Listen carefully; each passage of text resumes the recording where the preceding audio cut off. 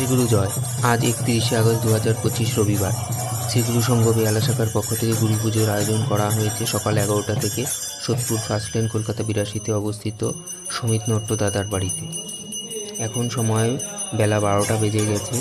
ভোগারতি কীর্তন চলছে। সকল ভক্ত শিষ্যের আহ্বানে চারিপাশ মুখরিত হয়ে উঠেছে।